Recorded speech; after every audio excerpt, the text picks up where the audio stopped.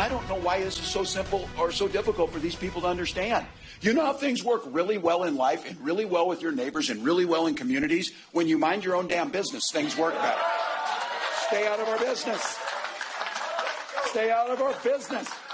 He's not fighting for you. He doesn't know you. He doesn't care about your family. And his running mate is just as dangerous and backward as he is.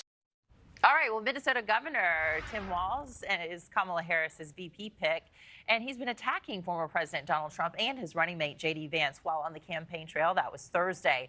The Democratic governor has hit the ground running. The pair already visiting 3 crucial swing states in just a few days on the trail, and now moving to Arizona and Nevada tomorrow. So the move to running mate has put a massive spotlight on Governor Walz, who was unknown largely by most of voters before this week.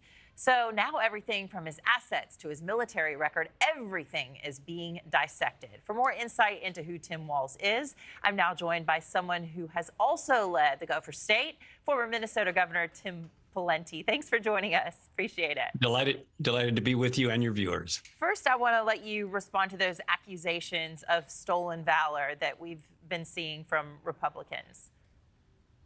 Well, I was the commander-in-chief of the Minnesota National Guard from 2003 to 2011, so that was included the time in question here.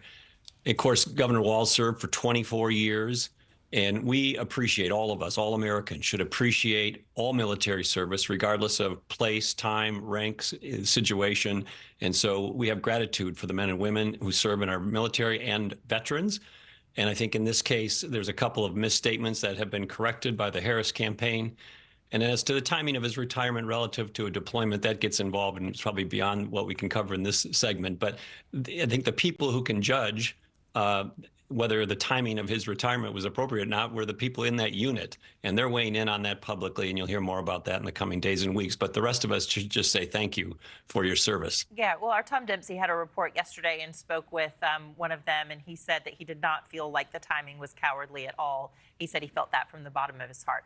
All right, well, let's move on to this. You two are obviously on political sides of the aisle that are opposing, but are a small part of a small group who have led the state of Minnesota. So what should Americans know about this guy? What should people know about Tim Walz? Yeah, my NewsNation homework assignment was to put together some things that only Minnesotans know about Governor Walz that are kind of fun and interesting and not just the political stuff. So number one, he is a repeat hot dish recipe contest winner. He 3 times won the Minnesota Congressional Hot Dish Recipe Cook-Off. So was it chili or what? Hot dish. So this is like a Midwestern casserole where you put in cream of mushroom soup, cheddar mushroom soup, tater tots, green beans, peas. In his case, he's got one of his recipes includes brats and beers, and you throw it all in a casserole pan, cook it up, and it's pretty good. So that's number one. Hot dish recipe winner. Great. Only Minnesotans would know about that hot dish, I guess. In the South, we just say, take everything and just chunk it in there. Number two, what else do our viewers need to know about Minnesota Governor Tim Walz? 2, he's had an enormous engagement on a personal level with China. He taught in China. He had a little business with his spouse where they brought students over on basically exchange or summer programs to China. His honeymoon was spent in China.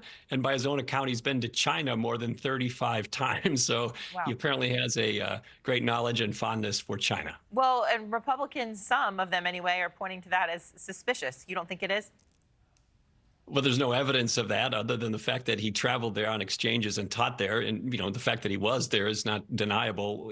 I don't know why they would say it's suspicious unless they have some evidence to that effect. And by the way, he speaks Mandarin. He speaks Mandarin. Yeah, pretty impressive. The third thing, what else should our viewers know about him? Well, this one's interesting. He owns no houses or stocks. So he's, 60 years old.